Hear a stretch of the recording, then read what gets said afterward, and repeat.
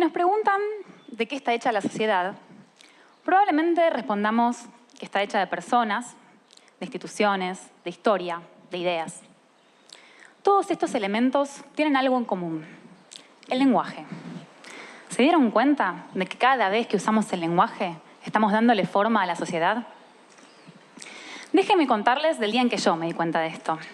Estando en el secundario, un profesor nos dijo: ustedes no son alumnos, porque alumno significa sin luz.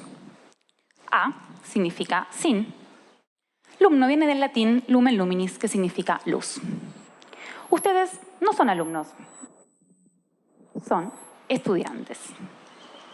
Durante toda nuestra vida escolar nos habían estado insultando cada vez que nos llamaban. Y este profesor no solo no nos insultaba, sino que además nos ayudó a construir nuestra identidad. ¿Cómo? Nos dio una función. Así como el amante ama y el dibujante dibuja, el estudiante estudia. Y nos pusimos a estudiar, solo para esa materia. Pero bueno, algo es algo. Fue un gran logro el de este hombre, que con solamente 2 palabras persuadió a un grupo de 30 sátrapas adolescentes de que se pusieran a estudiar. Estuvo muy bien. Muy bien, con la excepción de que alumno no significa sin luz. La palabra del latín significa alimentar. El alumno es el que se alimenta de conocimientos. Lo haya querido o no, este profesor nos persuadió en base a una mentira. ¿Cómo hizo? Porque esa mentira era verosímil. Y además, porque la presentó de una manera muy atractiva. Primero estableció una oposición. Ustedes no son esto, sino esto. Nos dio una nueva definición de alumnos y después introdujo la palabra mágica estudiante. Por contraste, el estudiante es el que sí tiene luz. Por supuesto, el hecho de que nos estuviera halagando fue importante en cambiar nuestra conducta. Era como una especie de demagogia, pero en pequeña escala. Pero además, su idea sobre nosotros no la dijo como una opinión, la dijo como una certeza. Ustedes son esto. Entonces, introdujo una nueva escala de valores en la cual ser alumno era peor que ser estudiante. Es decir, estudiar te hace mejor persona. Así nos persuadió. Pero, ¿qué pasa si las palabras no se dirigen a un grupo de 30 personas, sino a uno de 100 o de 1000?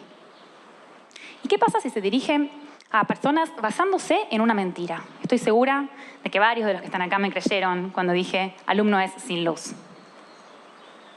¿Y qué pasa cuando los discursos, en lugar de lograr hechos positivos, generan efectos negativos? Como los discursos que incitan a la guerra o los que reproducen desigualdades sociales, de clase, de género. Si nosotros, mediante el lenguaje, tenemos el poder de darle forma a la sociedad, ¿no tendríamos que estar creando una sociedad que nos guste? Pero si miramos alrededor, vemos que el mundo está lleno de desigualdades. Hay violencia, hay pobreza, hay machismo, hay injusticias. ¿Qué podemos hacer entonces para protegernos de estas palabras y ayudar a construir la sociedad que queremos? Un discurso es como una varita mágica. Primero, a simple vista, es un palito de madera, pero si sabemos usarla, podemos cambiar la realidad. De la misma forma, un conjunto de palabras, con puntos, comas, mayúsculas, puede parecer insignificante. Pero si lo examinamos a fondo, encontramos que todos los discursos tienen un secreto escondido. Siempre dicen mucho más de lo que parecen decir. Para valernos de los discursos y cambiar la realidad, hay que descubrir ese secreto. Y por suerte, a diferencia de las varitas mágicas, los discursos no están en los cuentos de hadas, están en nuestro mundo. Y nosotros mismos podemos crearlos y usarlos. Quizás ustedes están pensando en el discurso de algún político famoso o de alguna persona reconocida. Pero déjenme darles 3 ejemplos muy cercanos en los cuales se usaron los discursos para darle forma a la sociedad. El primer ejemplo tiene que ver con la educación. Imaginemos que se avecina un examen importante, nos preparamos un montón, nos esforzamos y nos va mal. ¿A quién no le pasó? Pero si estudié, leí un montón. Yo soy docente y cuando viene un alumno así desconcertado, quisiera tener el superpoder para viajar adentro de su cerebro y mirar en vivo y en directo qué es lo que hace su mente cuando lee. Un grupo de analistas del discurso de la Universidad de Buenos Aires tuvo la misma fantasía que yo y se puso a estudiar las notas que tomaban los alumnos a partir de los textos que leían. Notaron que los apuntes eran estructuralmente distintos. En algunos se narraban hechos. Los alumnos iban mencionando cada una de las ideas del autor en orden temporal. En otros apuntes se mostraba un campo de batalla en el cual se enfrentaban la postura del autor con las posturas de otros autores. Y además se contaban los argumentos que se usaban para discutir. Estos apuntes, que mostraban las discusiones y los argumentos, eran muy pocos. Los apuntes que narraban hechos eran la mayoría, y esta mayoría era la que tenía peores notas. ¿Qué nos dice esto? Las formas de escribir reflejan formas de leer. Los analistas no les preguntaron a los estudiantes qué es lo que les parecía más difícil en la lectura, porque ni ellos lo sabían. Pero analizando sus textos, pudieron descubrir cuál era el problema. Lo que le parecía más difícil a los estudiantes era encontrar las discusiones en los textos que leían. Entonces, los analistas propusieron nuevas maneras de enseñar a leer y a escribir en la universidad. Capacitaron a profesores de lectura y escritura, produjeron material nuevo que atendía a las dificultades y a las habilidades de los estudiantes para que ellos pudieran aprender a encontrar las discusiones en los textos y también a explicarlas por escrito. Además, desarrollaron talleres de lectura y escritura en el ingreso universitario que fueron reconocidos a nivel regional y que lograron una impresionante mejora en los estudiantes. Y estos investigadores, además, fueron convocados para el asesoramiento y la producción de material por instituciones públicas y privadas de todo el país, que hoy en día, gracias a estos estudios, están usando herramientas producidas a partir del análisis del discurso. Para el segundo ejemplo, les voy a pedir que me acompañen al siglo V a.C., al nacimiento de la retórica. En ese momento, en Sicilia, había dos tiranos que querían poblar la ciudad de Siracusa. Como eran tiranos, la ocuparon por la fuerza. Deportaron a sus habitantes, expropiaron casas y terrenos y se quedaron con todo. Después, cuando los tiranos fueron derrocados, se quería volver a la situación anterior. Pero en ese momento no había escrituras ni contratos de propiedad. ¿Quiénes eran los dueños originales de las casas? ¿De dónde hasta dónde se extendían los terrenos de unos y de otros? Entonces, para resolver este problema, ahí crearon la retórica.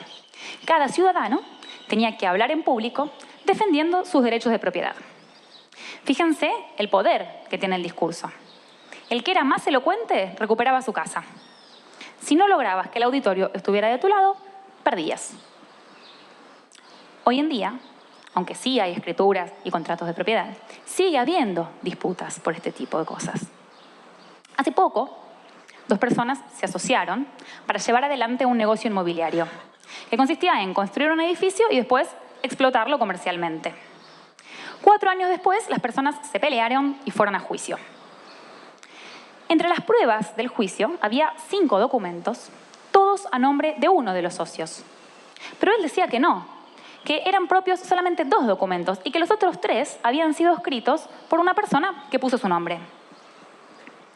Para determinar si esto era verdad o era mentira, el juez llamó a una analista del discurso y le pidió que estudiara cuáles eran las semejanzas y las diferencias entre los 5 textos para ver si era posible atribuirlos a un mismo responsable o no. En el análisis se encontraron algunas marcas individuales. Por ejemplo, se usaban guiones para encerrar aclaraciones en lugares donde lo más común es usar comas. También se usaba el pronombre les al final de los verbos, como en salúdoles, cuando es más común decir les saludo. También se usaba siempre un mismo conector, asimismo, en vez de decir también, además, y, que eran otras posibilidades. Estos y otros rasgos de estilo fueron encontrados en los 5 documentos. Como eran marcas individuales, no había otra conclusión. Era muy probable que todos estuvieran escritos por la misma persona, aunque este socio dijera lo contrario. El análisis ayudó a descubrir cuál era el autor de los documentos y a resolver el juicio. El tercer ejemplo es de hace un mes.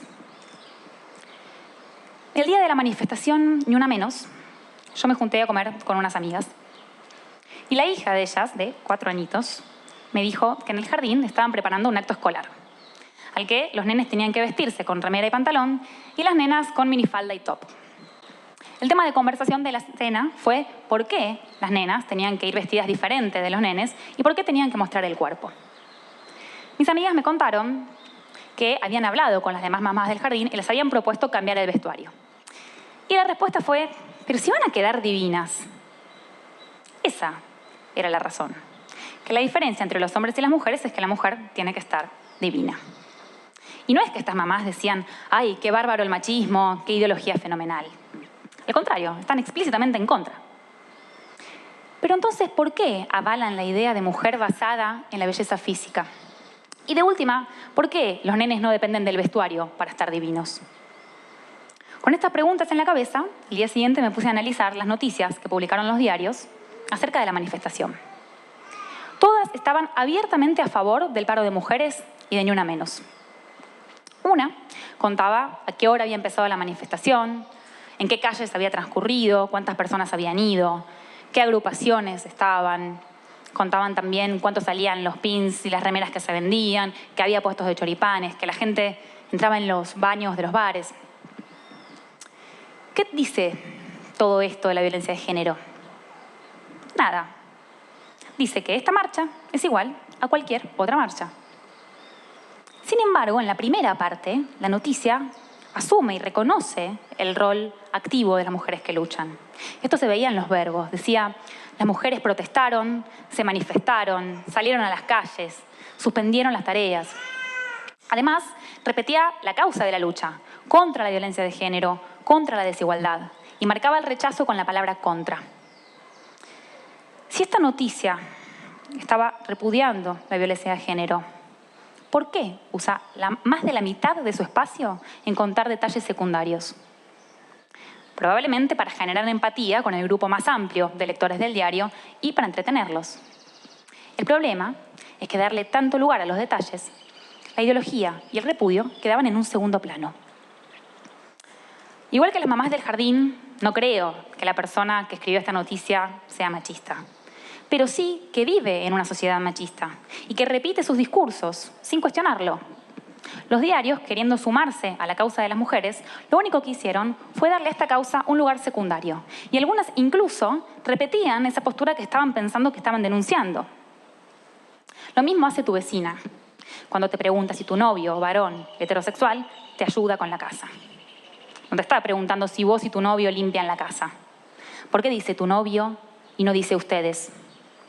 ¿Por qué dice ayudar y no dice limpiar? ¿Por qué dice te ayuda y no te pregunta si vos lo ayudás a él? Porque presupone que la que tiene que limpiar es la mujer y que el hombre puede decidir si colabora o no colabora. Esa pregunta, aunque esté hecha con la mejor de las intenciones, es machista. Mi novio no me ayuda con la casa. La casa es de los dos. Todos los discursos tienen un secreto. Y ese secreto no está en la información que transmiten. Está en cómo dicen lo que dicen. Supongamos que el lenguaje es un baúl, que está lleno de palabras, de signos de puntuación, de reglas de ortografía. Cada vez que hablamos o que escribimos, abrimos el baúl y elegimos qué palabra usar, qué puntos poner, qué frases armar. ¿Con qué criterio elegimos? Para analizar el discurso hay que hacer un ejercicio de imaginación. Hay que ver qué es lo que el discurso dice y qué es lo que no dice. Hay que pensar, esto mismo, ¿de qué otra forma podría decirse? ¿Y cuál sería la diferencia? Imaginemos un mundo en el que todos tengamos el poder de entender y de construir discursos para cambiar la realidad. Discursos que mejoren la educación, como los apuntes de los estudiantes. Discursos que eviten las injusticias, para que todos tengamos una voz. Discursos que eliminen las desigualdades, para que hombres y mujeres tengamos los mismos derechos. Cuando queramos volver a decir nuestras palabras, pensemos bien cuáles vamos a elegir, para ayudar a construir la realidad que queremos y para estar cada vez más cerca de decir lo que realmente queremos decir. Hagamos como los alumnos, que se alimentan de conocimientos, no se quedan con opiniones, y estemos siempre con los ojos bien abiertos y la mente alerta. Muchas gracias.